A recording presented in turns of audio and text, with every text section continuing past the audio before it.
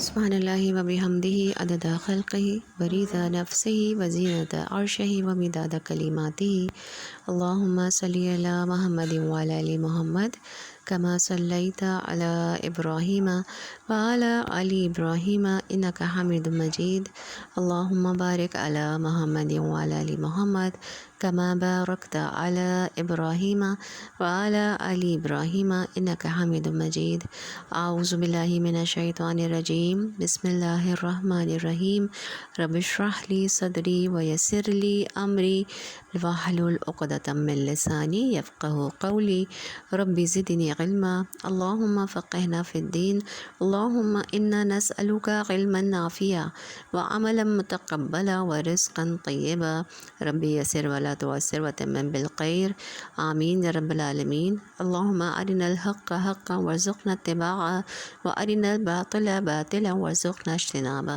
آمین یا رب العالمین۔ السلام علیکم ورحمۃ اللہ وبرکاتہ۔ سلسلہ ہے فہم القرآن کا۔ علم کو اگلی نسلوں تک پہنچانا چاہیے۔ زیاد بن لبید رضی اللہ عنہ سے روایت ہے کہ نبی صلی اللہ علیہ وسلم نے کسی بات کا ذکر کر کے فرمایا کہ یہ اس وقت ہوگا جب علم اٹھ جائے گا، تو میں نے عرض کیا کہ اے اللہ کے رسول صلی اللہ علیہ وسلم علم کیسے اٹھ جائے گا، حالانکہ ہم خود قرآن پڑھتے ہیں اور اپنے بیٹوں کو پڑھاتے ہیں اور ہمارے بیٹے اپنے بیٹوں کو، تو اس طرح نسل در نسل قیامت تک پڑھتے رہیں گے۔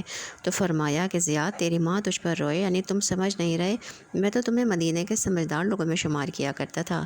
کیا یہ یہود اور نصارہ تورات اور انجیل نہیں پڑھتے لیکن اس کی کسی بات پر عمل نہیں کرتے؟ تو علم آگے نہیں پھیلتا جب تک کہ اس پر عمل نہ کیا جائے، کیونکہ لوگ کتابوں سے زیادہ لیکچر سے زیادہ دوسروں کو بطور رول ماڈل دیکھنا چاہتے ہیں، اور پھر جب وہ دوسروں کے عمل میں کوئی چیز دیکھتے ہیں تو اس کو لینا بھی اور کرنا بھی آسان ہو جاتا ہے۔ اور اسی طرح یہ ہے کہ ہمیں صرف اپنے تک ہی علم کو نہیں رکھنا چاہیے، اسے آگے کی نسلوں میں بھی ٹرانسفر کرنا چاہیے۔ تو آغاز کریں گے فہم القرآن کا، اور آج ہم علم سجدہ سورت جو ہے کا آغاز کریں گے۔ اعوذ باللہ من الشیطان الرجیم بسم اللہ الرحمن الرحیم الف لام میم تنزیل الکتاب لا ریب فیہ من رب العالمین ام یقولون افتراہ بل هو الحق من ربک لتنذر قوما ما اتاهم من نذیر من قبلک لعلهم يهتدون اللہ الذی خلق السماوات والارض وما بینهما فی ستة ایام ثم استوى على العرش ما لكم من دونه من ولي ولا شفيع أفلا تتذكرون يدبر الأمر من السماء إلى الأرض ثم يعرج إليه في يوم كان مقداره ألف سنة مما تعدون۔ پناہ میں آتی ہوں میں اللہ کے شیطان مردود سے۔ شروع اللہ کے نام سے جو بڑا مہربان نہایت رحم والا ہے۔ اچھا، سورہ سجدہ میں مومنانہ اور مجرمانہ کرداروں کی وضاحت کی گئی ہے۔ اللہ قرآن اور انسان کی عظمت کا بیان ہے۔ مومن اور فاسق برابر نہیں ہو سکتے، اور امامت کا اعزاز کیسے حاصل ہوتا ہے، یہ تمام چیزیں ہم اس صورت میں پڑھیں گے۔ پناہ میں آتی ہوں میں اللہ کے شیطان مردود سے۔ شروع اللہ کے نام سے جو بڑا مہربان نہایت رحم والا ہے۔ الف لام میم، اس کتاب کی تنزیل بلا شبہ رب العالمین کی طرف سے ہے۔ کیا یہ لوگ کہتے ہیں کہ اس شخص نے اسے خود گھڑ لیا ہے؟ نہیں، بلکہ یہ حق ہے تیرے رب کی طرف سے، تاکہ تو متنبع کرے ایک ایسی قوم کو جس کے پاس تجھ سے پہلے کوئی تنبیہ کرنے والا نہیں آیا، شاید کہ وہ ہدایت پا جائیں۔ نبی پاک صلی اللہ علیہ وسلم کو کہا جا رہا ہے وہ اللہ ہی ہے جس نے آسمان اور زمین کو، یعنی کہ انہیں متنبع کرنے کے لیے کہا جا رہا ہے کہ آپ ایسی قوم کو متنبع کریں، تنبیہ کریں اور ڈرائیں کہ جن کے پاس جو ہے وہ پہلے کوئی نہیں آیا کہ جو ہے وہ یہ بتا سکے، یعنی کہ اللہ کی آیات ان کو پڑھا سکے یا ان کو وحی کر سکے۔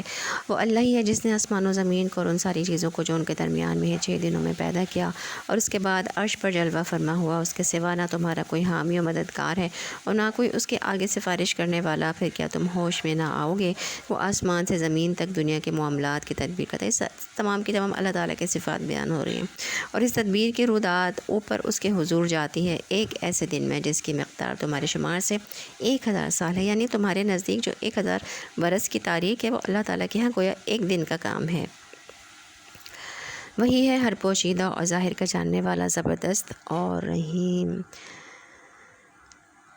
تو قرآن و سنت سے ہمیں دنیا کی لینتھ کے مختلف اوقات پتہ چلتے ہیں۔ قیامت کا دن 50,000 سال کے برابر ہے۔ فرشتے جس طرح آسمان و زمین کے بیچ میں آتے جاتے ہیں، اگر انسان کو اس طرح نہ جانا پڑے تو 1000 سال لگ جائیں۔ نبی صلی اللہ علیہ وسلم اس وقت تک نہیں سوتے تھے جب تک کہ سورہ السجدہ اور تبارک الذی بیدہ الملک یعنی سورہ ملک نہ پڑھ لیتے تھے۔ اسی طرح نبی کریم صلی اللہ علیہ وسلم جمعے کے دن فجر کی نماز میں سورہ السجدہ اور سورہ دہر کی تلاوت کیا کرتے تھے۔ جو چیز بھی اس نے بنائی خوب ہی بنائی۔ اس نے انسان کی تخلیق کی، ابتدا گارے سے کی، پھر اس کی نسل ایک ایسے سد سے چلائی جو حقیر پانی کی طرح کا ہے، پھر اس کو نیک سکھ سے درست کیا اور اس کے اندر اپنی روح پھونک دی اور تم کو کان دیے، آنکھیں کھول دیں اور دل دیے، تم لوگ کم ہی شکر گزار ہوتے ہو۔ یعنی تم اپنی جسمانی قوت سے بھرپور فائدہ نہیں اٹھاتے، تو ہمیں اللہ سے اپنے بدن کی عافیت بھی مانگنی چاہیے۔ اللہم عافینی فی بدنی، اللہم عافینی فی سمعی، اللہم عافینی فی بصری، لا الہ الا انت۔ اے اللہ مجھے میرے بدن میں عافیت عطا کر، مجھے میری سماعت میں عافیت عطا کر، اے اللہ مجھے میری بصارت میں عافیت عطا فرما، تیرے سوا کوئی اور معبود نہیں ہے۔ اسی طرح بدنی نعمتوں سے فائدہ اٹھانے کے لیے دعا کرنی چاہیے کہ یا اللہ ہم اپنے جسم سے بھرپور فائدہ اٹھاتے رہیں، یعنی دنیا کے کام کاج بھی کریں اور آخرت کے لیے بھی نیک عمل زیادہ کر سکیں، کیونکہ جب انسان کی صحت اچھی نہیں ہوتی تو انسان کچھ کرنے کے قابل ہی نہیں ہوتا، حتیٰ کہ نماز روزے سے بھی عاجز آ جاتا ہے، کسی کی خدمت کرنا تو دور کی بات ہے۔ ابو ہریرہ رضی اللہ عنہ سے روایت ہے کہ رسول اللہ صلی اللہ علیہ وسلم یہ دعا فرمایا کرتے تھے، اللہم متعنی بسمعی و بصری واجعلہم الوارث منی وانصرنی علی من یظلمونی وخذ منہم بثاری۔ اے اللہ مجھے میری سماعت، میری بصارت سے فائدہ پہنچا اور انہیں میرا وارث کر دے، یعنی میں مر بھی جاؤں تو ان کے ذریعے جو میں نے کام کیے ہیں وہ بعد میں بھی صدقہ جاریہ بنے، اس طرح یہ میری زندگی تک انہیں باقی رکھ، اور مجھ پر جو ظلم کرے اس کے خلاف میری مدد فرما اور اس سے میرا بدلہ لے لے، یعنی میں اپنے معاملات تیرے سپرد کرتا ہوں۔ اور یہ لوگ کہتے ہیں جب ہم مٹی میں رل مل چکے ہوں گے تو کیا ہم پھر سے نئے سرے سے پیدا کیے جائیں گے؟ اصل بات یہ ہے کہ یہ اپنے رب کی ملاقات کے منکر ہیں۔ ان سے کہو موت کا وہ فرشتہ جو تم پر مقرر کیا گیا ہے تم کو پورا کا پورا اپنے قبضے میں لے لے گا اور پھر تم اپنے رب کی طرف پلٹائے لائے جاؤ گے۔ کاش تم دیکھو وہ وقت جب یہ مجرم سر جھکائے اپنے رب کے حضور کھڑے ہوں گے، اس وقت یہ کہہ رہے ہوں گے، اے ہمارے رب ہم نے خوب دیکھ لیا اور سن لیا، اب ہمیں واپس بھیج دے تاکہ ہم نیک عمل کریں۔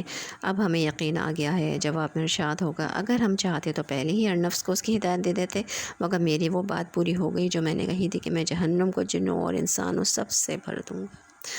اللہم اجرنا من النار ونصرف عنا عذاب جہنم۔ بس اب چکھو مزہ اپنی اس حرکت کا کہ تم نے اس دن کی ملاقات کو فراموش کر دیا تھا، اب ہم نے بھی تمہیں فراموش کر دیا ہے، چکھو ہمیشگی کے عذاب کا مزہ اپنے کرتوتوں کی پاداش میں۔ اللہم اجرنا من النار۔ یہ ہماری آیات پر تو وہ لوگ ایمان لاتے ہیں جنہیں یہ آیات سنا کر جب نصیحت کی جاتی ہے تو سجدے میں گر پڑتے ہیں اور اپنے رب کی حمد کے ساتھ اس کی تسبیح کرتے ہیں اور تکبر نہیں کرتے۔ سبحان اللہ و بحمدہ، سبحان اللہ العظیم۔ ان کی پیٹھیں بستروں سے الگ رہتی ہیں اور اپنے رب کو خوف اور طمع کے ساتھ پکارتے ہیں، اور جو کچھ رزق ہم نے انہیں دیا ہے اس میں سے وہ خرچ کرتے ہیں۔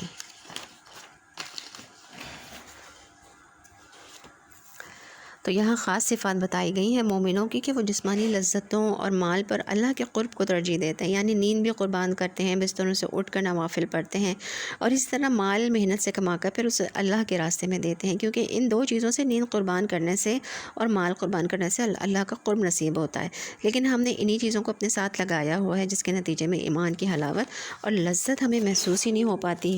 پھر جیسا کچھ آنکھوں کی ٹھنڈک کا سامان ان کے اعمال کی جزا میں ان کے لیے چھپا رکھا گیا ہے، اس کی کسی متنفس کو خبر نہیں ہے۔ یعنی رات کی عبادت چھپی ہوئی عبادت ہے تو اجر بھی چھپا ہوا ہے ان کا، تو چھپا کر کیے گئے اعمال کے بدلے میں مخفی نعمتیں ان کو ملیں گی جن کو کسی نے دیکھا ہی نہیں، نہ کسی آنکھ نے دیکھا، نہ کسی دل میں ان کا خیال گزرا، بالکل یونیک۔ تو یاد رکھیے جو اعلیٰ درجے کی جنت ہے وہ اعلیٰ درجے کی جنتیوں کے لیے ہے، اس کا کسی اور کو نہیں پتہ، کوئی اور نہیں دیکھے گا اسے۔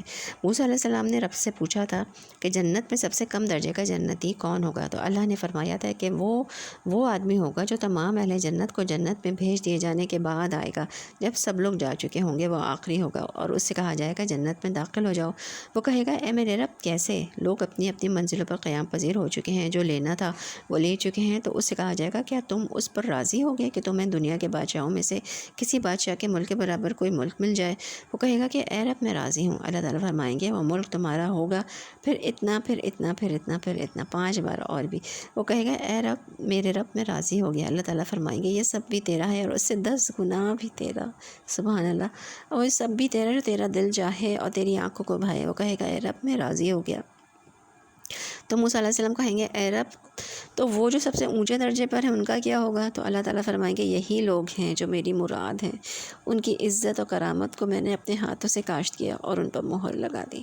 عزت کا وہ مقام نہ کسی آنکھ نے دیکھا ہے، نہ کان نے سنا ہے، نہ کسی انسان کے دل میں اس کا خیال تک گزرا ہے۔ تو آپ نے فرمایا اس کا مصداق اللہ کی اس کتاب میں موجود ہے، فَلَا تَعْلَمْ نَفْسٌ مَّا أُخْفِيَ لَهُم مِّن قُرَّةِ أَعْيُنٍ جَزَاءً بِمَا كَانُوا يَعْمَلُونَ، یعنی ان بلند درجوں تک پہنچنے کے لیے پھر راتوں کو نیند قربان کرنا اور دن کو صدقہ خیرات کرنا اور اپنے آپ کو بھی کھانے پینے سے محروم رکھنا، کچھ قربانیاں کرنا ضروری ہوتا ہے۔ اس کے علاوہ یہ بات بھی یاد رکھیں کہ ہمیں ہمیشہ جنت الفردوس مانگنی چاہیے جو جنت کا اعلیٰ اور افضل حصہ ہے۔ اللہم انی اسألک جنت الفردوس واعوذ بک من النار۔ بھلا کہیں یہ ہو سکتا ہے کہ جو شخص مومن ہو اور وہ اس شخص کی طرح ہو جائے وہ جو فاسق ہو؟ یہ دونوں برابر نہیں ہو سکتے۔ جو لوگ ایمان لائے ہیں اور جنہوں نے نیک عمل کیے ہیں ان کے لیے تو جنت کی قیام گاہیں ہیں ضیافت کے طور پر ان کے اعمال کے بدلے میں، اور جنہوں نے فسق اختیار کیا ہے ان کا ٹھکانہ دوزخ ہے، جب کبھی وہ اس سے نکلنا چاہیں گے اسی میں دھکیل لیے جائیں گے اور ان سے کہا جائے گا کہ چکھو اب اسی آگ کے عذاب کا مزہ جس کو تم جھٹلایا کرتے تھے۔ اس بڑے عذاب سے پہلے ہم اسی دنیا میں کسی نہ کسی چھوٹے عذاب کا مزہ انہیں چکھاتے رہیں گے، شاید کہ یہ اپنی باغیانہ روش سے باز آ جائیں۔ اور اس سے بڑا ظالم کون ہوگا جسے اس کے رب کی آیات کے ذریعے سے نصیحت کی جائے اور پھر ان سے منہ پھیر لے۔ ایسے مجرموں سے تو ہم انتقام لے کر رہیں گے۔ اس سے پہلے ہم موسیٰ علیہ السلام کو کتاب دے چکے ہیں، لہٰذا اسی چیز کے ملنے پر تمہیں کوئی شک نہ ہونا چاہیے۔ اس کتاب کو ہم نے بنی اسرائیل کے لیے ہدایت بنایا تھا، اور جب انہوں نے صبر کیا اور ہماری آیات پر یقین لاتے رہے تو ان کے اندر ہم نے ایسے پیشوا پیدا کیے جو ہمارے حکم سے رہنمائی کرتے تھے۔ یقیناً تیرا رب بھی قیامت کے روز ان باتوں کو فیصلہ کرے گا جن میں بنی اسرائیل باہم اختلاف کرتے رہے ہیں۔ اور کیا ان لوگوں کو ان تاریخی واقعات میں کوئی ہدایت نہیں ملی کہ ان سے پہلے کتنی قوموں کو ہم ہلاک کر چکے ہیں جن کے رہنے کی جگہوں میں آج یہ چلتے پھرتے ہیں، اس میں بڑی نشانیاں ہیں، کیا یہ سنتے نہیں ہیں؟ اور کیا ان لوگوں نے یہ منظر کبھی نہیں دیکھا کہ ہم ایک بے آب و گیا زمین کی طرف پانی بہا لاتے ہیں اور پھر اسی زمین سے وہ فصل اگاتے ہیں جس سے ان کے جانوروں کو بھی چارہ ملتا ہے اور یہ خود بھی کھاتے ہیں؟ تو کیا انہیں کچھ نہیں سوچتا؟ یہ لوگ کہتے ہیں کہ یہ سب کب ہوگا؟ اگر تم سچے ہو ان سے کہو فیصلے کے دن ایمان لانا ان لوگوں کے لیے کچھ بھی نافع نہ ہوگا جنہوں نے کفر کیا ہے اور پھر ان کو کوئی مہلت نہ ملے۔ اچھا انہیں ان کے حال پر چھوڑ دو اور انتظار کرو، یہ بھی منتظر ہیں۔ تو یہاں پہ سورہ السجدہ الحمدللہ مکمل ہوئی۔ اس کے بعد سورہ احزاب ہے۔ سورہ احزاب میں اہم معاشرتی احکامات ہیں۔ زہار کا قانون یعنی منہ بولے بیٹے کی حیثیت کیا ہے، غزوہ احزاب میں منافقوں کا طرز عمل اور غزوہ احزاب میں مومنوں کا کیا طرز عمل تھا، ان تمام چیزوں کا بیان یہاں پہ موجود ہے۔ تو آغاز کریں گے بسم اللہ الرحمن الرحیم۔ یا ایھا النبی اتق اللہ ولا تطیع الکافرین والمنافقین ان اللہ کان علیما حکیما واتبع ما یوحی الیک من ربک ان اللہ کان بما تعملون خبیرا وتوکل علی اللہ وکفی باللہ وکیلا ما جعل اللہ لرجل من قلبین فی جوفی وما جعل ازواجکم اللائی تظاہرون منہن امہاتکم وما جعل ادعیاءکم ابناءکم ذالکم قولکم بافواہکم واللہ یقول الحق وہو یہدی السبیل۔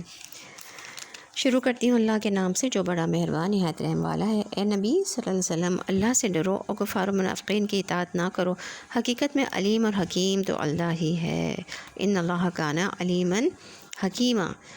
تو اے نبی کافر و منافقوں کا پریشر مت لیجیے، وہ چاہتے تھے کہ آپ ان کے طریقے پر چلیں۔ یہی سبق ہم سب کے لیے ہے۔ جو لوگ اللہ سے دور ہیں، اللہ کے نافرمان ہیں، اللہ کی اطاعت نہیں کرتے، ہم سمجھتے ہیں کہ وہ شاید ہمارے فائدے کے لیے کچھ کہہ رہے ہیں۔ ہمیں یاد رکھنا چاہیے کہ اللہ نے ہمیں جو دیا ہے وہ زیادہ فائدے کا ہے، کیونکہ اللہ علم والا ہے، حکمت والا ہے۔ پیروی کرو اس بات کی جس کا اشارہ تمہارے رب کی طرف سے تمہیں کیا جا رہا ہے۔ اللہ ہر اس بات سے باخبر ہے جو تم لوگ کرتے ہو۔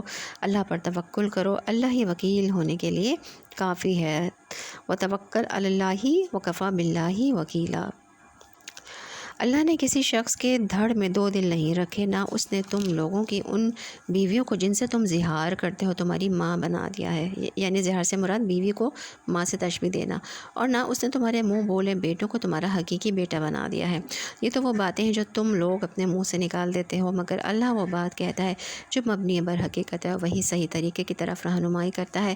منہ بولے بیٹوں کو ان کے باپوں کی بنسبت کی نسبت سے پکارو، یہ اللہ کے نزدیک زیادہ منصفانہ بات ہے۔ اور اگر تمہیں معلوم نہ ہو کہ ان کے باپ کون ہیں تو وہ تمہارے دینی بھائی اور رفیق ہیں۔ نادانستہ جو بات تم کہو اس کے لیے تم پر کوئی گرفت نہیں ہے، لیکن اس بات پر ضرور گرفت ہے کہ جس کا تم دل سے ارادہ کرو۔ اللہ درگزر کرنے والا اور رحیم ہے۔ جب کوئی بچہ اڈاپٹ کیا جاتا ہے نا تو باپ کا نام نہیں بدلنا چاہیے۔ اگر نام معلوم نہ ہو تو فرضی نام رکھ لینا چاہیے۔ یہاں بہت اہم مسئلہ پتہ چل رہا ہے کہ اڈاپشن کی وجہ سے ولدیت نہیں بدلنی چاہیے۔ نبی صلی اللہ علیہ وسلم نے فرمایا کہ جو شخص جانتے ہوئے اپنے باپ کے سوا کسی دوسرے کی طرف اپنے آپ کو منسوب کرے تو اس پر جنت حرام ہے۔ بلا شبہ نبی صلی اللہ علیہ وسلم تو اہل ایمان کے لیے ان کی اپنی ذات پر مقدم ہے، اور نبی صلی اللہ علیہ وسلم کی بیویاں ان کی مائیں ہیں، مگر کتاب اللہ کی روح سے عام مومنین و مہاجرین کی بنسبت رشتہ دار ایک دوسرے کے زیادہ حقدار ہیں۔ البتہ اپنے رفیقوں کے ساتھ تم کوئی بھلائی کرنا چاہو تو کر سکتے ہو، یہ حکم کتاب الہی میں لکھا ہوا ہے۔ اور اے نبی صلی اللہ علیہ وسلم یاد رکھو اس عہد و پیمان کو جو ہم نے سب پیغمبروں سے لیا ہے، تم سے بھی، اور نوح اور ابراہیم اور موسیٰ اور عیسیٰ ابن مریم علیہ السلام سے بھی، یہ سب سے ہم پختہ عہد لے چکے ہیں۔ یعنی اس آیات میں اللہ تعالیٰ نبی صلی اللہ علیہ وسلم کو یہ بات یاد دلا رہے ہیں کہ تمام انبیاء علیہ السلام کی طرح آپ صلی اللہ علیہ وسلم سے بھی اللہ تعالیٰ ایک پختہ عہد لے چکے ہیں جس کی آپ کو سختی سے پابندی کرنی چاہیے، تاکہ سچے لوگوں سے ان کا رب ان کی سچائی کے بارے میں سوال کرے، اور کافروں کے لیے تو اس نے دردناک عذاب مہیا کر ہی رکھا ہے۔ ربنا اصرف عنا عذاب جہنم، اے لوگوں جو ایمان لائے ہو یاد کرو اللہ کے احسان کو جو ابھی ابھی اس نے تم پر کیا ہے۔ جب لشکر تم پر چڑھ آئے تو ہم نے ان پر ایک سخت آندھی بھیج دی اور ایسی فوجیں روانہ کی جو تم کو نظر نہ آتی تھی۔ اللہ وہ سب کچھ دیکھ رہا تھا جو تم لوگ اس وقت کر رہے تھے۔ یعنی غزوہ احزاب اور غزوہ بنی قریظہ کا ذکر کیا گیا یہاں سے آگے آیات میں۔ تو غزوہ خندق بھی کہتے ہیں غزوہ احزاب کو۔ احزاب جو ہے وہ حزب کی جمع ہے، اس کا مطلب ہے لشکر۔ تو دشمنوں کی تعداد 10,000 کے قریب تھی، اور یہ غزوہ جو ہے وہ 5 ہجری میں ہوا تھا۔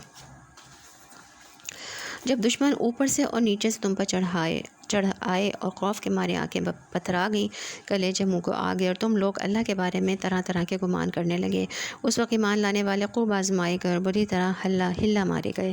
یاد کرو وہ وقت جب منافقین اور وہ سب لوگ جن کے دلوں میں روک تھا صاف صاف کہہ رہے تھے کہ اللہ اور اس کے رسول نے جو وعدے ہم سے کیے تھے صلی اللہ علیہ وسلم وہ فریب کے سوا کچھ نہ تھے۔ جب ان میں سے ایک گروہ نے کہا کہ اے یثرب کے لوگوں تمہارے لیے اب ٹھہرنے کا کوئی موقع نہیں ہے، پلٹ جاؤ، جب ان کا ایک فریق یہ کہہ کر نبی صلی اللہ علیہ وسلم سے رخصت طلب کر رہا تھا کہ ہمارے گھر خطرے میں ہیں، حالانکہ وہ خطرے میں نہ تھے، دراصل وہ محاذ جنگ سے بھاگنا چاہتے تھے۔ اگر شہر کے اطراف سے دشمن گھس آئے ہوتے اور اس وقت انہیں فتنے کی طرف دعوت دی جاتی تو یہ اس میں جا پڑتے اور مشکل ہی سے انہیں شریک فتنہ ہونے میں کوئی تعامل ہوتا۔ ان لوگوں نے اس سے پہلے اللہ سے عہد کیا تھا کہ یہ پیٹ نہ پھیریں گے، اور اللہ سے کیے ہوئے عہد کی باز پرس تو ہونی ہی تھی۔ اے نبی صلی اللہ علیہ وسلم ان سے کہو اگر تم موت یا قتل سے بھاگو تو یہ بھاگنا تمہارے لیے کچھ بھی نفع بخش نہ ہوگا، اس کے بعد زندگی کے مزے لوٹنے کا تھوڑا ہی موقع تمہیں مل سکے گا۔ تو حقیقت ہے کہ انسان، جیسا کہ پہلے بتایا گیا کہ امام غزالی نے جو مثال دی تھی نا کہ شیر اس کے پیچھے ہے اور وہ چھپ کے کنویں میں ہے چلا جاتا ہے، یعنی اس دنیا میں ہے لیکن موت اس کا پیچھا کر رہی ہے۔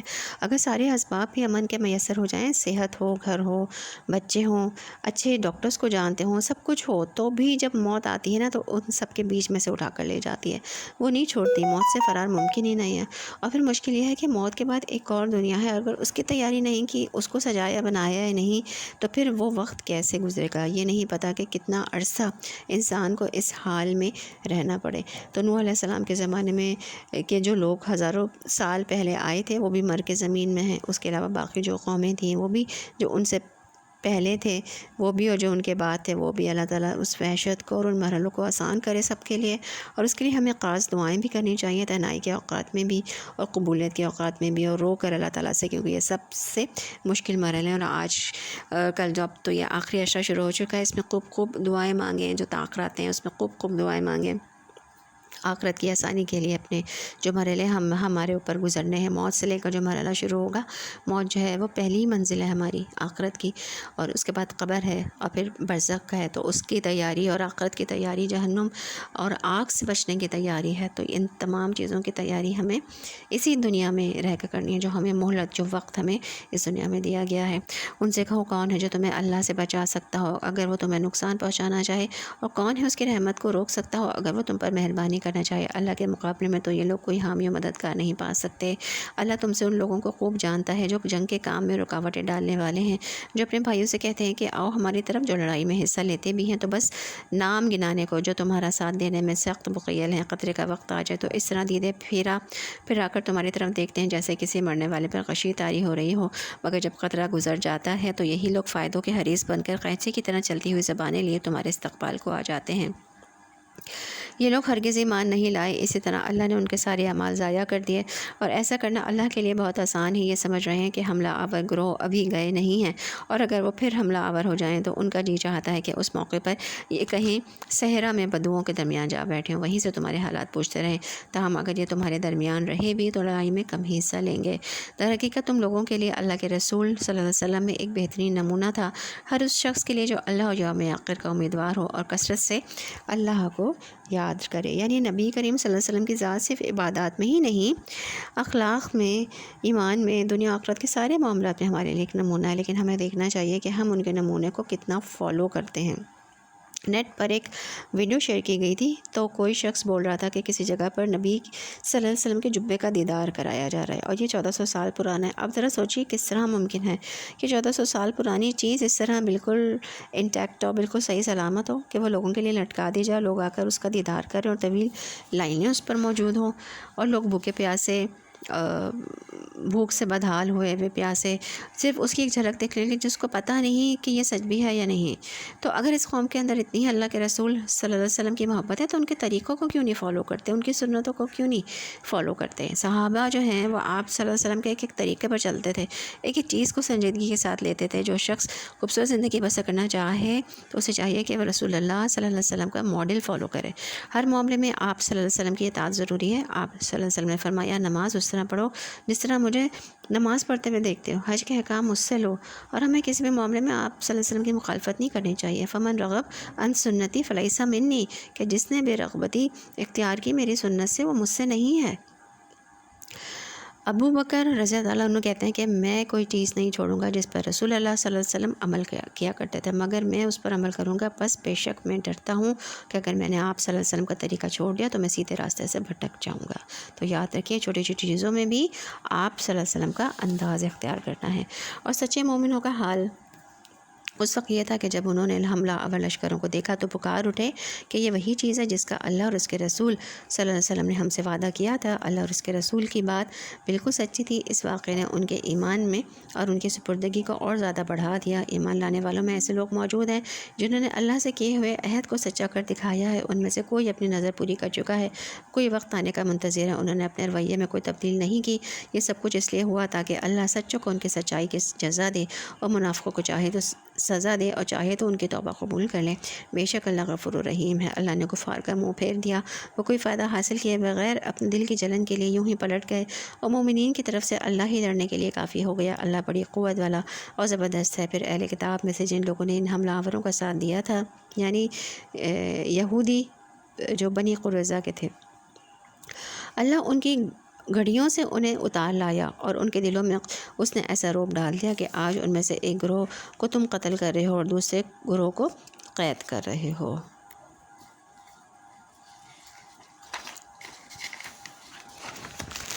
یعنی وہ آئے تو تھے مسلمانوں کو ختم کرنے، لیکن خود نقصان اٹھا کر واپس گئے، یعنی مومنوں کو لڑنے کی ضرورت پیش نہ آئی۔ اللہ نے ایسی ہوائیں بھیجی، ایسی آندھی چلی جو ان کی رسیوں کو توڑ گئی، اور جس سے انہوں نے جانوروں کو باندھا ہوا تھا، اور اسی طرح ان کی ہانڈیاں الٹ گئیں، خیمے اکھڑ گئے، تتر بتر ہو گیا سب کچھ۔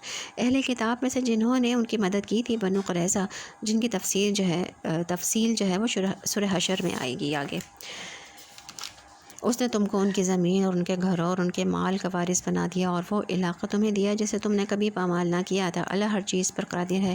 اے نبی صلی اللہ علیہ وسلم اپنی بیویوں سے کہو اگر تم دنیا اور اس کی زینت چاہتی ہو تو آؤ، میں تمہیں کچھ دے دلا کر بھلے طریقے سے رخصت کر دوں۔ اس آیت میں اس زمانے میں نازل ہوئی تھی یہ آیت جب رسول اللہ صلی اللہ علیہ وسلم کے ہاں فاقوں پر فاقے گزر رہے تھے اور ازواج مطہرات سخت پریشان تھیں۔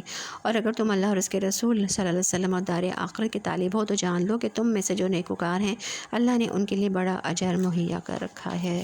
تو ازواج مطہرات کی ترجیح کیا تھی؟ انہوں نے کیا چنا ہوگا؟ اللہ اور اس کا رسول صلی اللہ علیہ وسلم۔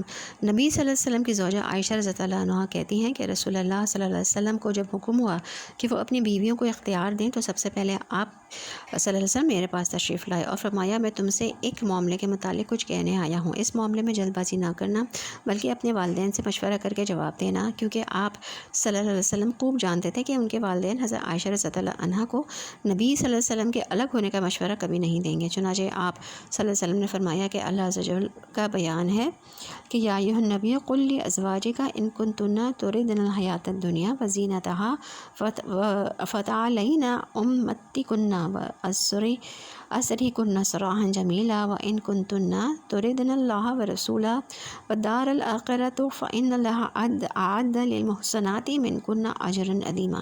میں نے کہا میں اس معاملے میں اپنے والدین سے کیا مشورہ کروں گی، میں تو اللہ اور اس کے رسول صلی اللہ علیہ وسلم اور آخرت کے گھر کو چاہتی ہوں۔ حضرت عائشہ رضی اللہ عنہا کہتی ہیں کہ پھر نبی صلی اللہ علیہ وسلم اور دوسری بیویوں نے بھی یہی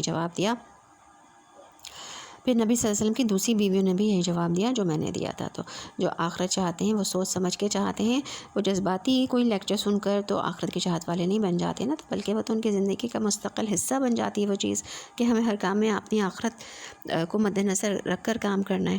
اگر نبی صلی اللہ علیہ وسلم کی بیویوں کو یہ بات کہی جا رہی ہے تو عام لوگوں کے لیے کیا بات ہو سکتی ہے؟ اللہ سبحانہ و تعالیٰ ہمیں قرآن کو سمجھنے کی توفیق عطا فرمائے اور ان ساری چیزوں سے ہماری آنکھیں کھول دیں تاکہ ہم عمل کرنے والے بن جائیں۔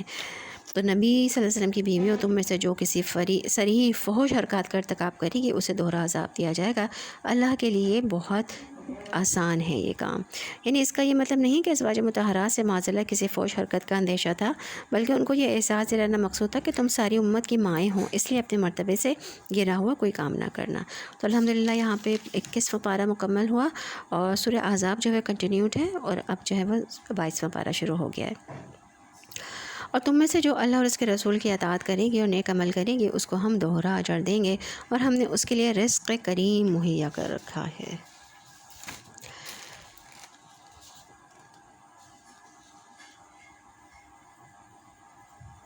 یعنی ازواج مطہرات سے ہی خطاب ہے کہ جو پیچھے کنٹینیوڈ ہے، اور کہ اگر ان سے کوئی غلطی سرزد ہوئی تو اس کی سزا بھی بڑی ہے، کیونکہ جو مقربین ہوتے ہیں نا ان کی حسنات بھی بعض اوقات سیئات یعنی برائیوں میں شمار ہوتی ہیں، کیونکہ ان کا درجہ مقام بڑا ہوتا ہے۔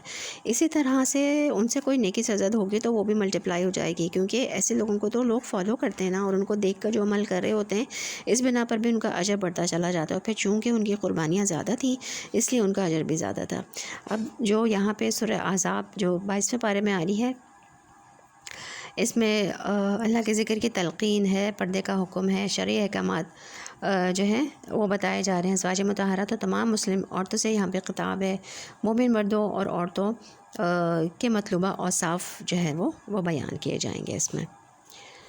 نبی کریم صلی اللہ علیہ وسلم کی بیویوں تم عام عورتوں کی طرح نہیں ہو، اگر تم اللہ سے ڈرنے والی ہو تو دبی زبان سے بات نہ کیا کرو کہ دل کی خرابی کا مبتلا کوئی شخص لالچ میں پڑ جائے، بلکہ صاف اور سیدھی بات کیا کرو۔ اے نبی صلی اللہ علیہ وسلم کی بیویوں تم عام عورتوں کی طرح نہیں ہو، اگر تم اللہ سے ڈرتی ہو کسی نامحرم سے دبی زبان میں بات نہ کرو، یعنی نزاکت کے ساتھ بات نہ کرو، ورنہ جس شخص کے دل میں روگ ہے وہ کوئی غلط توقع لگا بیٹھے گا، لہٰذا صاف سیدھی بات کرو، معروف معقول بات کرو۔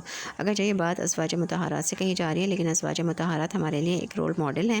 ایک مسلمان خاتون کو مرد سے بات کرتے ہوئے ایک معروف اور باقاعدہ انداز میں بات کرنی چاہیے، ایسے انداز میں لگی لپٹی باتیں نہیں کرنی چاہیے کہ جس سے دوسرا شخص کسی غلط فہمی کا شکار ہو جائے یا وہ عورت کی طرف مائل ہو جائے۔ پھر اسی طرح یہ ہے کہ نامحرم عورتوں سے تنہائی میں بھی بات کرنے کی ممانعت ہے۔ علی بن ابی طالب رضی اللہ عنہ سے روایت ہے، کہتے ہیں کہ آپ صلی اللہ علیہ وسلم نے خاوندوں کی اجازت کے بغیر عورتوں سے گفتگو کرنے سے منع کیا ہے، یعنی مردوں کو منع کر دیا کہ وہ عورتوں سے اس وقت تک ڈائریکٹ بات نہ کریں جب تک کہ ان کے خاوند اجازت نہ دیں یا پسند نہ کریں۔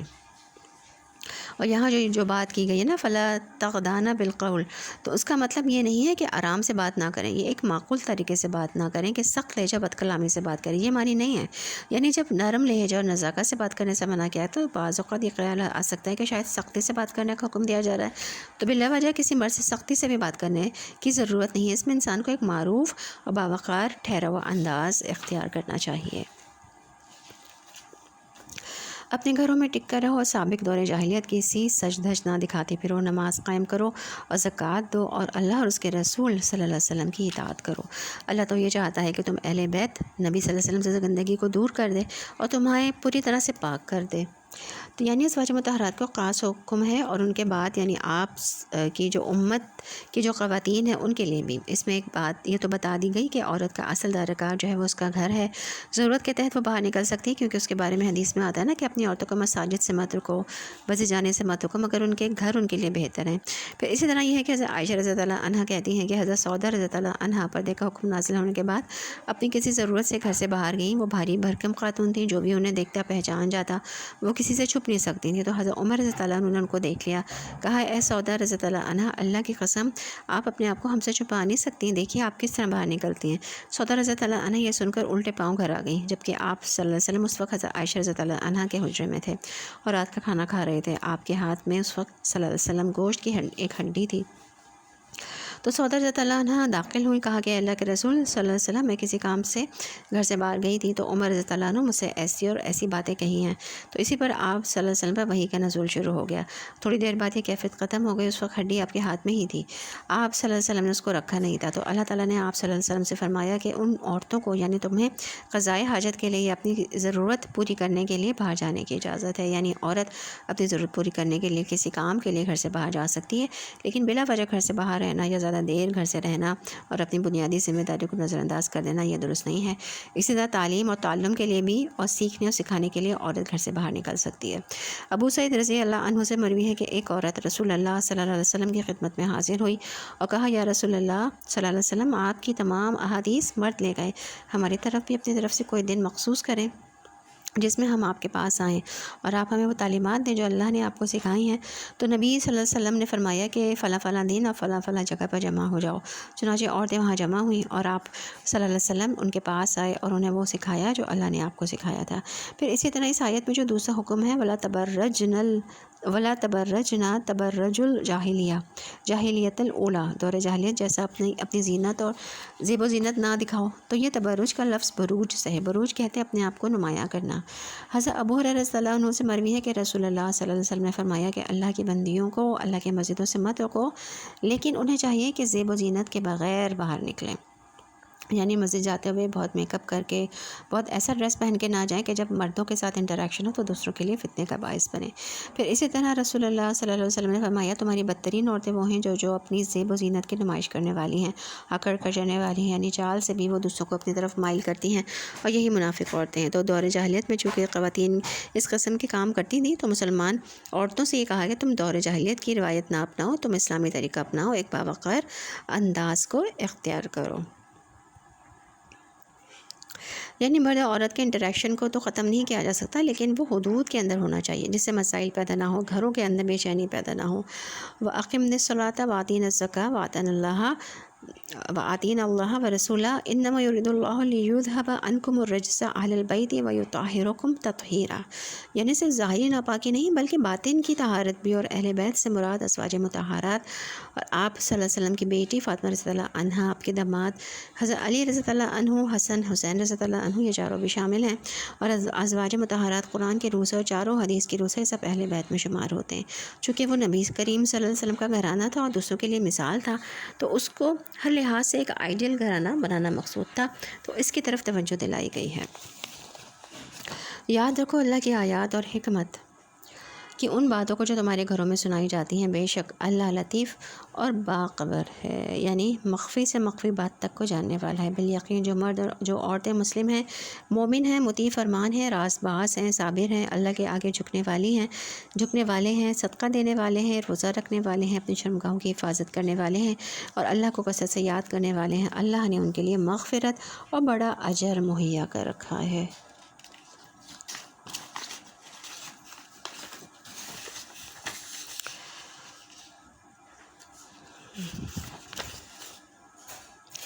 نبی صلی اللہ علیہ وسلم نے فرمایا مفردون سبقت لے گئے، آگے بڑھ گئے۔ صحابہ نے پوچھا اے اللہ کے رسول مفردون کون ہیں؟ تو آپ صلی اللہ علیہ وسلم نے فرمایا کثرت سے اللہ کا ذکر کرنے والے مرد اور ذکر کرنے والی عورتیں۔ ایک اور روایت میں آتا ہے جو اللہ کے ذکر میں مشغول رہتے ہیں، یعنی وہ لوگ جو نمازوں کے بعد ذکر کرتے ہیں، صبح شام کے اذکار کرتے ہیں، بستر پر جا کر سونے سے پہلے کے اذکار کرتے ہیں، نیند سے جا کر اللہ کا ذکر کرتے ہیں، اپنے گھر سے نکلتے ہیں تو اللہ کا ذکر کرتے ہیں، کھانا کھاتے ہیں تو اللہ کا ذکر کرتے ہیں، رفع حاجت کے لیے جاتے ہیں تو اللہ کا ذکر کر کے داخل ہوتے ہیں، یعنی کوئی لمحہ ایسا نہیں جس میں وہ اللہ کو یاد نہ کریں۔ تو یاد رکھیے اللہ کے ذکر سے بخشش بھی ملتی ہے، گناہ نیکیوں میں بدل جاتے ہیں۔ اور یہاں پہ دیکھیں ساری صفات کا احاطہ کر دیا گیا ہے نا، جس میں بنیادی صفات یعنی ایمان، اسلام، اور پھر اطاعت گزاری، فرما برداری، اور پھر کچھ اخلاقی ٹریٹس یعنی حسن اخلاق سے متعلق جو چیزیں ہیں، سچ ہے، صبر ہے، پھر اسی طرح عاجزی کرنا، انکساری سے کام لینا، اپنے مال کا صدقہ کرنا، روزہ رکھنا، اپنی شرمگاہوں کی حفاظت کرنا یعنی حیا و شرم سے کام لینا، یہ ساری چیزیں ذکر کرنے کے بعد جو آخری کوالٹی جس کا خاص طور پر ذکر کیا گیا کثرت سے اللہ کا ذکر، جو ہم ابھی بات کر چکے ہیں جس کے بارے میں۔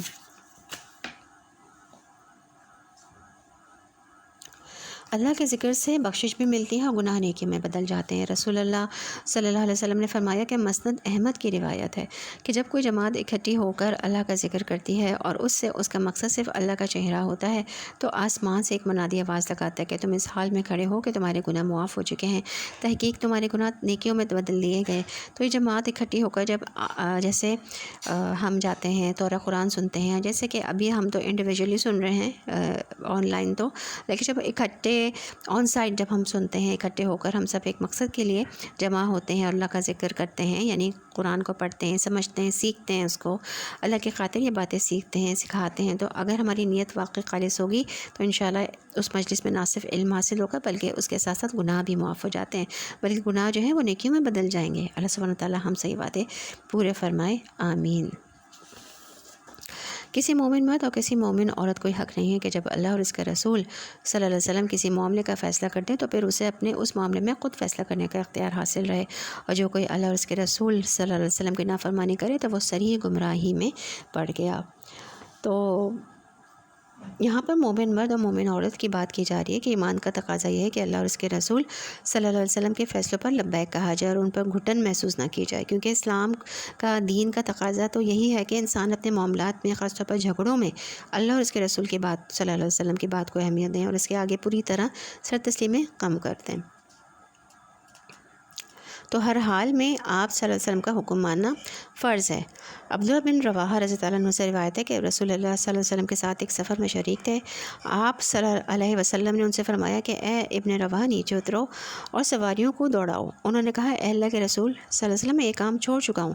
یہ سن کر حضرت عمر رضی اللہ عنہ نے ان سے کہا کہ سنو اور اطاعت کرو، اللہ کے رسول صلی اللہ علیہ وسلم نے ایک بات فرمائی ہے تو تمہیں کرنی ہے، یہ کیا بات ہوئی کہ میں چھوڑ چکا ہوں؟ تو ابن رواحہ نے اپنے آپ کو نیچے گرا دیا، یعنی سواری سے فوراً چھلانگ لگا دی اور کہا اے اللہ اگر تو نہ ہوتا تو ہم ہدایت نہ پاتے، نہ ہم صدقہ کرتے، نہ ہم نماز پڑھتے، ہم پر سکینت نازل کر دے، اور جب دشمنوں سے آمنا سامنا ہو تو ثابت قدمی عطا فرما، یعنی فوراً ہی آپ کی اطاعت کے لیے دوڑ پڑے۔ اصل میں یہ آیت ایک پس منظر میں ہے۔ حضرت زید رضی اللہ عنہ جو تھے وہ نبی صلی اللہ علیہ وسلم کے آزاد کردہ غلام تھے۔ آپ صلی اللہ علیہ وسلم نے ان کو اپنا بیٹا بنایا تھا، بہت سی ان میں زبردست خوبیاں تھیں، اور آپ صلی اللہ علیہ وسلم ان سے بے پناہ محبت بھی کیا کرتے تھے۔ جب ان کی شادی کا وقت آیا تو آپ صلی اللہ علیہ وسلم نے پھپھی کی بیٹی حضرت زینب رضی اللہ عنہا سے ان کی شادی کا پیغام بھیجا۔ تو حضرت زینب رضی اللہ عنہا چونکہ عربوں میں سے تھیں اور ان کے حسب نسب کا بہت احساس ہوتا تھا، اگرچہ حضرت زید بھی اصلاً عرب ہی تھے لیکن چونکہ غلامی کی زندگی گزار چکے تھے تو ان کے دل میں تھوڑی سی گھٹن تھی، لیکن جب نبی صلی اللہ علیہ وسلم نے حکم دیا تو اس حکم کو مان لیا، مگر ایک تردد کے بعد۔ تو اس پر یہ آیت ہوتی ہے کہ مومنوں کا اللہ اور اس کے رسول کا صلی اللہ علیہ وسلم کا حکم مانتے ہوئے دل میں کوئی تردد نہیں ہونا چاہیے۔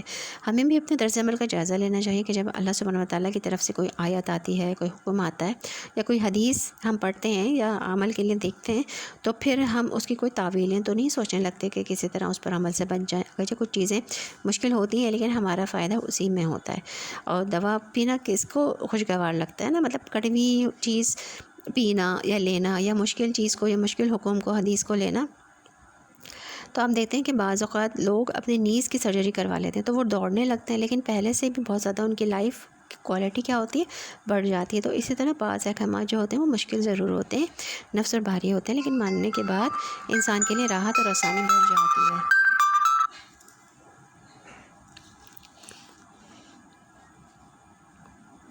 جیسے یہ حیا ہی کی بات ہے نا، پردے ہی کے احکامات ہیں، اگر مشکل ہیں مگر اس میں انسان کے لیے بہت بڑی حفاظت ہے۔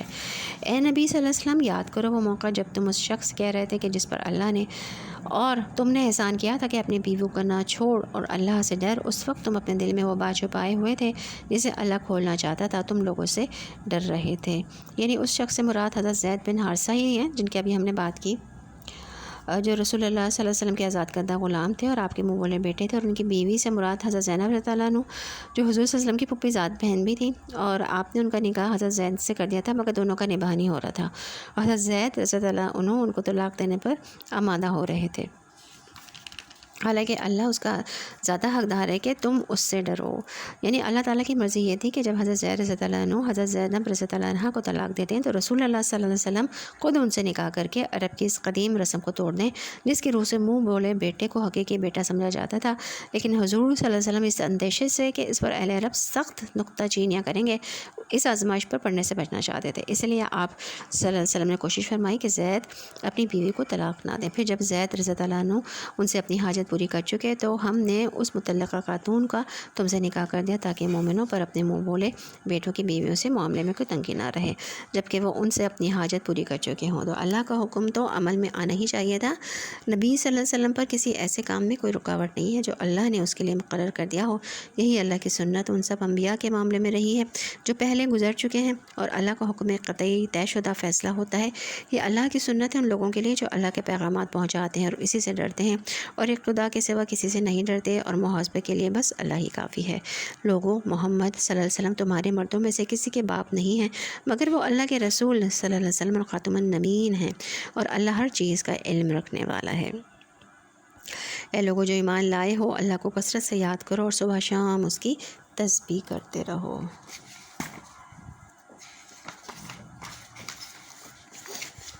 یعنی اللہ کا شکر ادا کرنے کے لیے اس کا ذکر کریں، اور یہ ذکر نماز بھی ہے، اور نماز تو ذکر کا سب سے بڑا ذریعہ ہے، سب سے جو بہترین شکل ہے ذکر کی وہ نماز ہے، جس میں انسان کی زبان بھی ذکر کرتی ہے، جس میں انسان کا دل بھی ذکر کرتا ہے، اللہ کی طرف متوجہ ہوتا ہے، فوکسڈ ہوتا ہے، جس میں انسان کے ہاتھ پاؤں بھی شریک ہوتے ہیں، خوش و خضوع ہوتا ہے۔ اسی طرح تلاوت قرآن ہوتی ہے، تسبیحات ہوتی ہیں، درود شریف، آیت کریمہ، تمام چیزیں اللہ تعالیٰ کا ذکر میں شمار ہوتی ہیں۔ اسی طرح دین کی تعلیم دینا، قرآن پڑھنا، پڑھ کر سنانا، اس کا مذاکرہ کرنا، یہ بھی ذکر ہے کی قسمیں ہیں، لیکن کچھ ذکر کے خاص ہونے کا حدیث سے پتہ چلتا ہے۔ رسول اللہ صلی اللہ علیہ وسلم نے فرمایا، سبحان اللہ والحمد للہ ولا الہ الا اللہ واللہ اکبر کہنا میرے نزدیک ہر اس چیز سے محبوب ہے جس پر سورج طلوع ہوتا ہے۔ یعنی اس دنیا کی ساری چیزوں سے قیمتی ہے یہ ذکر، سبحان اللہ والحمد للہ ولا الہ الا اللہ واللہ اکبر، لہٰذا ہم سب کو اس کا اہتمام کرنا چاہیے۔ جیسے ہم نماز کے لیے اٹھتے ہیں، جیسے پہلے کہا گیا تھا کہ اوقات کچھ لگا لینا اپنی طرف سے، یہ نہیں کہ ایک وقت سب کے لیے پابندی کریں، لیکن کیونکہ اس طرح سے تو وہ چیز وہ بہت ڈفرینٹ ہو جاتی ہے۔ دین میں وہ چیزیں لاگو کر دینا جو نبی صلی اللہ علیہ وسلم نے ان کی پابندی ہمیں ان اوقات میں نہیں سکھائی، لیکن ہمیں اپنی پلاننگ کے طور پر، اپنے ڈسپلن کے طور پر، اپنے حالات کے مطابق اپنے آپ کو بہاننے کے لیے کچھ نہ کچھ مقرر کر لینا چاہیے۔ تو اس صورت میں مثلاً جیسے جب ہم نماز کے لیے کھڑے ہو رہے ہوتے ہیں تو اپنی چادر وغیرہ طے کر رہے ہوتے ہیں یا کچھ اپنے شوز پہن رہے ہوتے ہیں، تو اتنی دیر میں کم از کم 3 دفعہ ہم تسبیح آرام سے پڑھ سکتے ہیں نا، چھوٹے موٹے، جیسے ہم نے جا نماز اٹھا رہے ہیں اپنی، تو 3 دفعہ تسبیح پڑھ لی، استغفار کی پڑھ لی، یا ہم نے یہ ذکر پڑھ لیا، اور اس طرح سے چھوٹے چھوٹے سے جو کام ہم کرتے ہیں، کوئی چیز اٹھا کے رکھ رہے ہیں تو وہ ہم نے کر لیا۔ تو اس طرح کے کچھ عادات ڈال لینا ذکر کی اپنی اپنی ذاتی ہے، کثرت سے ذکر میں آ جاتا ہے، انسان ان مواقع کو پھر مس نہیں کرتا، ورنہ تو سوچوں میں پھر ادھر ادھر گم ہو جاتے ہیں نا، کوئی اور کسی اور کام کے کرنے کا خیال آ جاتا ہے اور ذکر کرنا بھول جاتا ہے۔ اسی طرح خاص طور پر وسبحوا بکرۃ و اصیلا، صبح شام تسبیح زیادہ مفید ہے۔ رسول اللہ صلی اللہ علیہ وسلم نے فرمایا کہ جو آدمی صبح شام 100 مرتبہ سبحان اللہ و بحمدہ پڑھتا ہے، قیامت کے دن کوئی بھی اس سے زیادہ افضل عمل نہیں لا سکتا سوائے اس کے جس نے اس کے برابر یا اس سے زیادہ پڑھا۔ سبحان اللہ۔ وہی ہے جو تم پر رحمت فرماتا ہے اور اس کے ملائکہ تمہارے لیے دعائے رحمت کرتے ہیں تاکہ وہ تمہیں تاریکیوں سے روشنی میں نکال لائے۔ وہ مومنوں پر بہت مہربان ہے، جس روز وہ اس سے ملیں گے ان کا استقبال سلام سے ہوگا اور ان کے لیے اللہ نے بڑا باعزت اجر فراہم کر رکھا ہے۔ اے نبی صلی اللہ علیہ وسلم، ہم نے تمہیں بھیجا ہے گواہ بنا کر، بشارت دینے والا اور ڈرانے والا بنا کر، اور اللہ سے اجازت سے اس کی طرف دعوت دینے والا بنا کر، اور روشن چراغ بنا کر۔ یا ایھا النبی انا ارسلناک شاہدا ومبشرا ونذیرا وداعیا الی اللہ باذنہ وسراجا منیرا۔ یعنی نبی صلی اللہ علیہ وسلم کی یہ صفات تورات میں بھی بیان ہوئی ہیں، اور یہاں خوشخبری کو مقدم رکھا گیا ہے کیونکہ آپ سارے جہاں والوں کے لیے باعث رحمت تھے، اور آپ صلی اللہ علیہ وسلم لوگوں کو خوشخبریاں بھی سنایا کرتے تھے۔ مثلا آپ صلی اللہ علیہ وسلم نے خوشخبری سنائی کہ لوگوں خوش ہو جاؤ اور اپنے پچھلوں یعنی بعد میں آنے والوں کو بھی خوشخبری سنا دو کہ جس نے سچے دل سے گواہی دی کہ اللہ کے سوا کوئی الہ نہیں تو وہ جنت میں داخل ہوگا۔ اسی طرح ایک اور موقع پر آپ صلی اللہ علیہ وسلم نے فرمایا کہ خوش ہو جاؤ جس نے 5 نمازیں پڑھیں، کبیرہ گناہوں سے بچا، وہ جنت کے جس دروازے سے چاہے داخل ہو جائے۔ کبیرہ گناہ یہ ہیں والدین کی نافرمانی، اللہ کے ساتھ شرک، جان کا قتل کرنا، پاک دامن عورتوں پر تہمت لگانا، یتیم کا مال کھانا اور جنگ سے بھاگنا اور سود کھانا۔ نبی صلی اللہ علیہ وسلم نے انذار بھی کیا، ڈرایا بھی اور خبردار بھی کیا، اور ان کو مختلف کاموں پر گناہ کی جو سزا بتائی گئی ہے وہ بھی بتائی۔ بشارت دے دو ان لوگوں کو جو تم پر ایمان لائے ہیں کہ ان کے لیے اللہ کی طرف سے بڑا فضل ہے، اور ہرگز نہ دبو کفار و منافقین سے کوئی پرواہ نہ کرو ان کی اذیت رسانی کی، اور بھروسہ کر لو اللہ پر، اللہ ہی اس کے لیے کافی ہے کہ آدمی اپنے معاملات اس کے سپورٹ کرے۔ بشر المومنین بان لهم من اللہ فضلا کبیرا ولا تطیع الکافرین والمنافقین ودع اذاهم وتوکل علی اللہ وکفی باللہ وکیلا۔ تو یعنی ان کی نکتہ چینیوں کو جو یہ لوگ کر رہے ہیں اس نکاح پر، جو نکاح ان کا کیا گیا تھا نا حضرت زینب رضی اللہ عنہ سے، وہ ان نکتہ چینیوں پر جو بات کر رہے ہیں، تو آپ ان کی بالکل بھی نہ دبیں ان منافقین سے۔ اور دراصل یہ جواب ان لوگوں کے اعتراض کا جو کہتے تھے کہ محمد صلی اللہ علیہ وسلم دوسرے لوگوں کے لیے تو بیک وقت 4 سے زیادہ بیویاں رکھنا ممنوع قرار دیتے، لیکن خود انہوں نے یہ 5ویں بیوی کیسے کر لی؟ واضح رہے کہ اس وقت حضور صلی اللہ علیہ وسلم کے گھر میں 4 بیویاں، حضرت عائشہ رضی اللہ عنہ، حضرت سودا رضی اللہ عنہ اور حفصہ رضی اللہ عنہ، ام سلمہ رضی اللہ عنہ پہلے سے موجود تھی۔ یعنی ان 5 بیویوں کے علاوہ مزید ان اقسام کی خواتین کو بھی اپنی زوجت میں لانے کی حضور صلی اللہ علیہ وسلم کو اجازت دی گئی، جن کا اس آیت میں ذکر ہے۔ اور بھروسہ کر لو اللہ پر، اللہ ہی اس کے لیے کافی ہے کہ آدمی اپنے معاملات اس کے سپورٹ کر دے۔ اے لوگوں جو ایمان لائے ہو، جب تم مومن عورتوں سے نکاح کرو تو پھر انہیں ہاتھ لگانے سے پہلے طلاق دے دو تو تمہاری طرف سے ان پر کوئی عدت لازم نہیں ہے جس کے پورے ہونے کا تم مطالبہ کر سکو، لہٰذا انہیں کچھ مال دو اور بھلے طریقے سے رخصت کر دو۔ اے نبی صلی اللہ علیہ وسلم، ہم نے تمہارے لیے حلال کر دی تمہاری وہ بیویاں جن کے مہر تم نے ادا کیے، اور وہ عورتیں جو اللہ کی عطا کردہ لونڈیوں میں سے تمہارے ملکیت میں آئی ہیں، تمہاری وہ چچا زاد، پھپھی زاد اور ماموں زاد اور خالہ زاد بہنیں جنہوں نے تمہارے ساتھ ہجرت کی ہے، اور وہ مومن عورت جس نے اپنے آپ کو نبی صلی اللہ علیہ وسلم کے لیے ہبہ کیا ہو، اگر نبی صلی اللہ علیہ وسلم اسے نکاح میں لینا چاہیں۔ یعنی ان 5 بیویوں کے علاوہ مزید ان اقسام کی خواتین کو بھی اپنی زوجت میں لانے کی حضور صلی اللہ علیہ وسلم کو اجازت دی گئی تھی، جس کا اس آیت میں ذکر، جو ہم نے پہلے ابھی بات کی، ذکر کیا گیا ہے۔ یہ رعایت خالصتاً تمہارے لیے، یعنی کہ صرف نبی کریم صلی اللہ علیہ وسلم کے لیے تھی، دوسرے مومنوں کے لیے نہیں ہے۔ ہم کو معلوم ہے کہ عام مومنوں کو ان کی بیویوں اور لونڈیوں کے بارے میں ہم نے کیا حدود عائد کیے ہیں، تمہیں ان حدود میں سے ہم نے اس لیے مستثنیٰ کیا تاکہ تمہارے اوپر کوئی تنگی نہ رہے، اور اللہ غفور الرحیم، یعنی نبی کریم صلی اللہ علیہ وسلم پر کوئی تنگی نہ رہے۔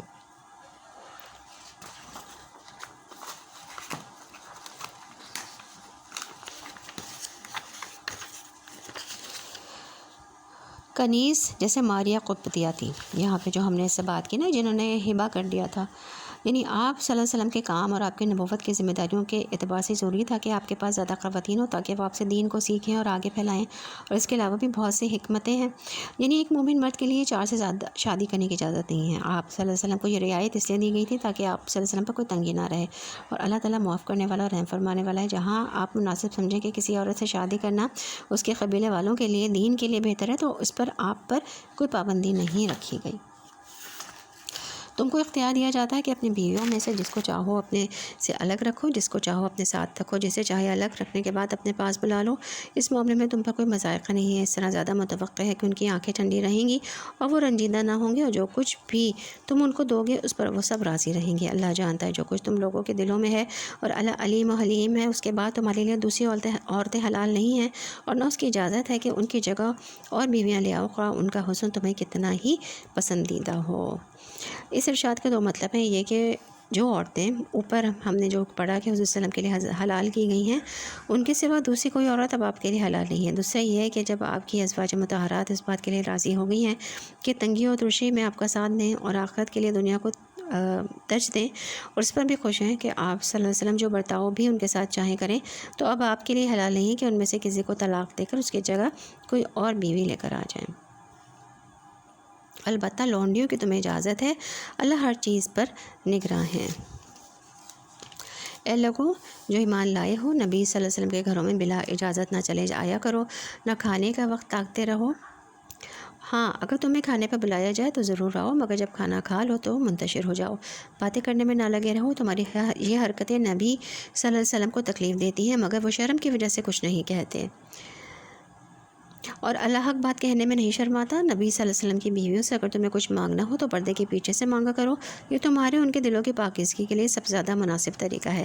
تمہارے لیے ہرگز یہ جائز نہیں ہے کہ اللہ کے رسول صلی اللہ علیہ وسلم کو تکلیف دو، اور نہ یہ جائز ہے کہ ان کے بعد ان کی بیویوں سے نکاح کرو، یہ اللہ کے نزدیک بہت بڑا گناہ ہے۔ تو اس سے کیا پتہ چلتا ہے کہ ازواج مطہرات کے لیے خاص طور پر یہ حکم ہے کہ وہ مردوں سے ڈائریکٹ بات نہ کریں، یعنی پردے کے بغیر بات نہ کریں، بیچ میں نقاب یا حجاب ہو، جیسے دروازے کی اوٹ ہوتی ہے یا کوئی کرٹن وغیرہ ہوتا ہے۔ وجہ کیا بتائی گئی؟ تاکہ تمہارے ان کے دلوں کی پاکیزگی کا ذریعہ ہو۔ اس سے کیا پتہ چلتا ہے؟ حجاب جو ہے دراصل دلوں کی پاکیزگی کے لیے، اور بہت سے لوگ اپنی پاکیزگی کا بڑا دعویٰ کرتے ہیں، وہ کہتے ہیں کہ ہماری نیتیں بہت اچھی ہیں اس لیے ہمیں حجاب کی ضرورت نہیں ہے، یعنی ازواج مطہرات کیا کم پاکیزہ عورتیں تھیں، لیکن ان کو بھی احتیاط برتنے کا حکم دیا گیا۔ ایک مسلمان جس قدر ہو سکے احتیاط برتے اور مردوں سے اس طرح ہنس کر باتیں نہ کرے، اور اس طرح دل نہ لبھائے، اور اس طرح نزاکت کے لہجے میں بات نہ کرے۔ یہ ساری چیزیں نامہ اعمال میں لکھی جاتی ہیں، قیامت کے دن انسان کو اس کا حساب دینا ہوگا۔ یہ چیزیں لوگوں سے چھپ سکتی ہیں لیکن اللہ سے نہیں چھپ سکتی، اور جب یہ آیات اترے یعنی پردے کے احکامات اترے تو فوراً ہی اللہ کا حکم نافذ ہو گیا۔ انس رضی اللہ عنہ بیان کرتے ہیں کہ میں نبی صلی اللہ علیہ وسلم کا خادم تھا، بغیر اجازت طلب کیے گھر میں آتا جاتا تھا۔ ایک دن میں آیا تو آپ صلی اللہ علیہ وسلم نے فرمایا، بیٹے ٹھہر جاؤ، تمہارے بعد ایک آیت نازل ہوئی ہے، اب بغیر اجازت اندر نہ آیا کرو۔ پھر اسی طرح تنہا عورتوں کے پاس جانے کی بھی ممانعت ہے، یعنی ایک مرد اور ایک عورت کمرے میں دروازہ بند کر کے اکیلے ہوں، یہ بھی اسلامی لحاظ سے حرام ہے، یہ بھی منع ہے۔ رسول اللہ صلی اللہ علیہ وسلم نے فرمایا، عورتوں کے پاس جانے سے بچتے رہو۔ اس پر انصار کے ایک صحابی نے عرض کیا، یا رسول اللہ صلی اللہ علیہ وسلم، دیور کے متعلق آپ کی کیا رائے ہے؟ یعنی گھر میں اگر دیور ہے اکیلا تو آپ صلی اللہ علیہ وسلم نے فرمایا، دیور تو ہلاکت ہے، یعنی اگر اس گھر کے اندر وہ ہے اور شوہر اور سارے گھر والے باہر ہیں تو پھر تو خرابی کا اور بھی زیادہ اندیشہ ہے۔ پھر یہ ہے کہ یہ شیطانی وسوسوں سے بچنے کا ذریعہ ہے۔ جب ایک مرد اور عورت اور ایک لڑکی اور ایک لڑکا دروازہ بند کر کے کمرے میں چاہے کوئی کام کر رہے ہوں، دوسروں کی نگاہیں اٹھ جاتی ہیں کہ یہ اندر کیا ہو رہا ہے، اور ان کے دلوں میں شیطان وسوسے ڈالتا ہے، تو اس لیے فرمایا دلوں کی پاکیزگی، ان کے دل، اپنے دل کی پاکیزگی اور دوسروں کے دل کی پاکیزگی کے لیے بھی یہ ضروری بات ہے کہ آپ کسی کو فتنے میں نہ ڈالیں، آپ ایسا غلط کام نہ کریں جس سے دوسرے لوگ آپ کے بارے میں بدگمانی کریں، برا سوچیں اور آپ کے پیٹھ پیچھے آپ کی برائیاں کریں۔ اس کے بھی ذمہ دار تم خود ہی ہو۔ تم خواہ کوئی بات ظاہر کرو یا چھپاؤ، اللہ کو ہر بات کا علم ہے۔ ازواج نبی صلی اللہ علیہ وسلم کے لیے اس میں کوئی مضائقہ نہیں ہے کہ ان کے باپ، ان کے بیٹے، ان کے بھائی، ان کے بھتیجے، ان کے بھانجے، ان کے میل جول کی عورتیں اور ان کے مملوک گھروں میں آئیں۔ اے عورتوں، تمہیں اللہ کی نافرمانی سے پرہیز کرنا چاہیے، اللہ ہر چیز پر نگاہ رکھتا ہے۔ اللہ اور اس کے ملائکہ نبی صلی اللہ علیہ وسلم پر درود بھیجتے ہیں۔ اے لوگوں جو ایمان لائے ہو، تم بھی ان پر درود و سلام بھیجو۔ تو اللہ کی طرف سے اپنے نبی پر صلوات کا مطلب یہ ہے کہ وہ آپ صلی اللہ علیہ وسلم پر بہت مہربان ہے، آپ صلی اللہ علیہ وسلم کی تعریف فرماتا ہے، آپ صلی اللہ علیہ وسلم کے کام میں برکت دیتا ہے، آپ صلی اللہ علیہ وسلم کا نام بلند کرتا ہے، آپ صلی اللہ علیہ وسلم پر اپنی رحمتوں کی بارش کرتا ہے۔ اور ملائکہ کی طرف سے آپ صلی اللہ علیہ وسلم پر صلوات کا مطلب یہ ہے کہ آپ صلی اللہ علیہ وسلم سے غایت درجے کی محبت رکھتے ہیں، آپ صلی اللہ علیہ وسلم کے حق میں اللہ سے دعا کرتے ہیں، وہ آپ صلی اللہ علیہ وسلم کو زیادہ سے زیادہ بلند مرتبہ عطا فرماتے ہیں، بلند مرتبہ عطا فرمائے۔ اہل ایمان کی طرف سے آپ صلی اللہ علیہ وسلم پر صلوات کا مطلب یہ ہے کہ وہ بھی آپ کے حق میں اللہ سے دعا کریں کہ وہ آپ صلی اللہ علیہ وسلم پر اپنی رحمتیں نازل فرمائیں۔ جو لوگ اللہ اور اس کے رسول صلی اللہ علیہ وسلم کو اذیت دیتے ہیں اور ان پر دنیا اور آخرت میں اللہ نے لعنت فرمائی ہے اور ان کے لیے رسوا کن عذاب مہیا کر دیا ہے، اور جو لوگ مومن مردوں اور عورتوں کو بے قصور اذیت دیتے ہیں انہوں نے ایک بہت بڑے بہتان اور سری گناہ کا وبال اپنے سر لے لیا ہے۔ اے نبی صلی اللہ علیہ وسلم، اپنی بیویوں اور بیٹیوں اور اہل ایمان کی عورتوں سے کہہ دو کہ اپنے اوپر اپنی چادروں کے پلو لٹکا لیا کریں، یہ زیادہ مناسب طریقہ ہے تاکہ وہ پہچان لی جائیں اور نہ ستائی جائیں۔ اللہ تعالیٰ غفور اور رحیم ہے، یعنی چادر اوڑھ کر اوپر سے گھونگھٹ ڈال لیا کریں، باقاعدہ دیگر منہ کھولے نہ پھریں، اور پہچان لی جائیں سے مراد یہ ہے کہ ان کو اس سادہ اور حیادار لباس میں دیکھ کر ہر دیکھنے والا جان لے کہ وہ شریف اور باعظمت عورتیں ہیں، آوارہ عورتیں نہیں ہیں کہ کوئی بدکردار انسان ان سے اپنے دل کی تمنا پوری کرنے کی امید کرے۔ نہ ستائی جائیں سے مراد یہ ہے کہ ان کو نہ چھیڑا جائے اور ان سے تعرض نہ کیا جائے۔ اللہ تعالیٰ غفور الرحیم ہے۔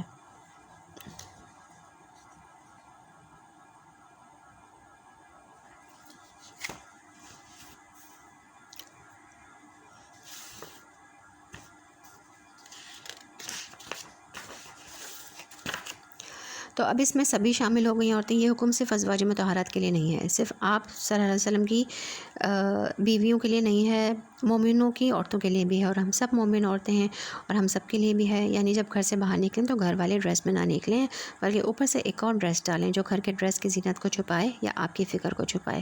ابتدائی دور میں چونکہ بہت سمپل لائف سٹائل تھا، کپڑے بھی بہت سادے ہوتے تھے اور عورتیں عام طور پر چادر لے کر گھر سے نکلتی تھی، تو اس لیے چادر کا ذکر ہوا. اور چادر آج تک معروف چیز ہے، لیکن بعد میں جب لوگوں نے کپڑوں کے اندر طرح طرح کے ڈیزائن بنانے شروع کیے اور زیادہ زیب و زینت اختیار کرنی شروع کی، تو پھر صرف چادر سے اور چادر اوڑھ لینے سے وہ سب کچھ نہیں چھپتا. مثلا چادر اوڑھی تو کیا ہے کہ آپ کے بازو، آپ کا سارا لباس، آپ کی ہر چیز آپ کی فکر نظر آنے لگ گئی. تو پھر اس چادر کو سیکھا جلباب بنا لیا گیا، یعنی جس کو ابایا کہا جاتا ہے. اس کو بھی ٹائٹ نہیں ہونا چاہیے، آپ کے فگرز نظر آئیں. بعض اوقات وہ بالکل سکن ٹائٹ ہوتا ہے، جیسے گھر کی قمیض پہنے ہوئی ہے ویسے ہی بازو بھی پورے کے پورے نظر آ رہے ہوتے ہیں. ایسا نہیں ہونا چاہیے. یا تو ڈھیلا ہو، اوپر سے جو قمار اوڑھا جائے ایسا ہو کہ جس کی وجہ سے بازو، سینہ اور سارا حصہ، پیچھے کا حصہ، پیٹھ وغیرہ سب کچھ چھپ جائے. تو امہات المومنین نے جب پردے کے احکامات سنے، یہ آیت نازل ہوئی، تو عائشہ صدیقہ رضی اللہ عنہ کہتی ہیں کہ ہم رسول اللہ صلی اللہ علیہ وسلم کے ساتھ فجر کی نماز پڑھتی تھی. ہم نے اپنی اوڑھنیاں لپیٹی ہوتی تھیں. جب ہم نماز سے فارغ ہو کر واپس جاتی ہیں تو اندھیرے کی وجہ سے کوئی کسی کو پہچان نہیں سکتا تھا. اگر منافقین اور وہ لوگ جن کے دلوں میں خرابی ہے اور جو مدینے میں ہجان انگیز افواہیں پھیلانے والے ہیں اپنی حرکتوں سے باز نہ آئے، تو ہم ان کے خلاف کارروائی کرنے کے لیے تمہیں اٹھا کھڑا کریں گے. پھر وہ اس شہر میں مشکل ہی سے تمہارے ساتھ رہ سکیں گے. ان پر ہر طرف سے لعنت کی بوچھاڑ ہوگی. جہاں کہیں پائے جائیں گے پکڑے جائیں گے، بری طرح مارے جائیں گے. یہ اللہ کی سنت ہے جو ایسے لوگوں کے معاملے میں پہلے سے چلی آ رہی ہے، اور تم اللہ کی سنت میں کوئی تبدیلی نہ پاؤ گے. لوگ تم سے پوچھتے ہیں، یعنی نبی کریم صلی اللہ علیہ وسلم کو کہا جا رہا ہے، لوگ آپ سے پوچھتے ہیں قیامت کی گھڑی کب آئے گی؟ کہیں اس کا علم تو اللہ ہی کو ہے، تمہیں کیا خبر شاید کہ وہ قریبی آ لگی ہو. بہرحال یہ امر یقینی ہے، اللہ نے کافروں پر لعنت کی ہے اور ان کے لیے بھڑکتی ہوئی آگ مہیا کر دی ہے جس میں وہ ہمیشہ رہیں گے. کوئی حامی و مددگار نہ پا سکیں گے. ربنا اصرف عنا عذاب جہنم اللہم اجرنا من النار. جس روز ان کے چہرے آگ پر الٹ پلٹ کیے جائیں گے اور اس وقت وہ کہیں گے کاش ہم نے اللہ رسول کی اطاعت کی ہوتی، اور کہیں گے اے ہمارے رب، ہم نے اپنے سرداروں اور اپنے بڑوں کی اطاعت کی اور انہوں نے ہمیں راہ راست سے بے راہ کر دیا. اے رب، ان کو دوہرا عذاب دے اور ان پر سخت لعنت کر. یعنی اپنے لیڈرز کو انہوں نے فالو کیا. بعض اوقات انسان اپنے سے کسی بڑے سے پریشرائز ہو کر اللہ کے حکم کی نافرمانی کرتا ہے تو قیامت کے دن وہ اپنا یہ عذر پیش کرے گا کہ ہم تو چاہتے تھے کہ آپ کی اطاعت کریں لیکن انہوں نے نہیں کرنے دی. تو آپ کا کیا خیال ہے کہ ان کا یہ عذر قبول کر لیا جائے گا؟ نہیں. اللہ نے یہاں فرما دیا نا، اللہ کے سامنے کسی کا حکم کوئی اہمیت نہیں رکھتا. نبی صلی اللہ علیہ وسلم نے فرمایا دجال کے علاوہ میری امت کے لیے زیادہ خوفناک گمراہ کرنے والے امام ہیں. امام سے مراد مسجد کا امام نہیں بلکہ لیڈرز، کمیونٹی کے لیڈرز جو لوگوں کو مسلیڈ کرتے ہیں، اور بہت خطرناک ہیں کیونکہ لوگ ان کو فالو کرتے ہیں. خود تو قرآن سنت پڑھتے ہیں، وہ دیکھتے ہیں کہ جو کچھ یہ کرتے ہیں، کہتے ہیں امام صاحب نے کیا کہا، ہمارے بڑے نے کیا کہا، ہم اسی کے اوپر چل پڑتے ہیں.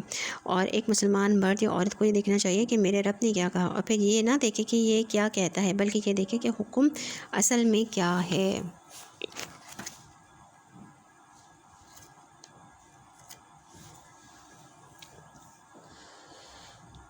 اے لوگوں جو ایمان لائے ہو، ان لوگوں کی طرح نہ بن جاؤ جنہوں نے موسیٰ کو علیہ السلام کو اذیتیں دی تھیں، پھر اللہ نے ان کی بنائی ہوئی باتوں سے اس کی برت فرمائی اور وہ اللہ کے نزدیک باعزت تھا. اے ایمان والو، اللہ سے ڈرو اور ٹھیک بات کیا کرو. اللہ تمہارے اعمال درست کر دے گا اور تمہارے قصوروں سے درگزر فرمائے گا. جو شخص اللہ اور اس کے رسول کی اطاعت کرے اس نے بڑی کامیابی حاصل کی. ہم نے اس امانت کو آسمان و زمین اور پہاڑوں کے سامنے پیش کیا. جو امانت کا ذکر ہے، امانت سے مراد ہے ان ذمہ داریوں کا بار جو اللہ تعالیٰ نے اپنی زمین میں اختیارات اور عقل دے کر انسان پر ڈالی ہیں. پیش کیا تھا، وہ اسے اٹھانے کے لیے تیار نہ ہوئے اور اس سے ڈر گئے، مگر انسان نے اسے اٹھا لیا. بے شک وہ بڑا ظالم اور جاہل ہے. یعنی اس بارے امانت کا حامل ہو کر بھی اپنی ذمہ داری محسوس نہیں کرتا اور خیانت کر کے اپنے اوپر آپ ظلم کرتا ہے. اس بارے امانت کو اٹھانے کا لازمی نتیجہ ہے تاکہ اللہ منافق مردوں اور عورتوں، مشرک مردوں اور عورتوں کو سزا دے اور مومن مردوں عورتوں کی توبہ قبول کرے. اللہ درگزر فرمانے والا اور رحیم ہے. تو یہاں پہ الحمدللہ ہماری سورہ احزاب جو ہے وہ مکمل ہوئی، یہاں تک کہیں رکھتے ہیں، انشاءاللہ اس سے آگے سورہ سبا ہے وہ نیکسٹ کلاس میں۔ سبحانک اللہم و بحمدک، نشہد ان لا الہ الا انت، نستغفرک و نتوب الیک۔ الحمدللہ رب العالمین، الصلاۃ والسلام علی رسول الکریم۔ سبحان ربک رب العزۃ عما یصفون وسلام علی المرسلین والحمدللہ رب العالمین۔ السلام علیکم ورحمۃ اللہ وبرکاتہ۔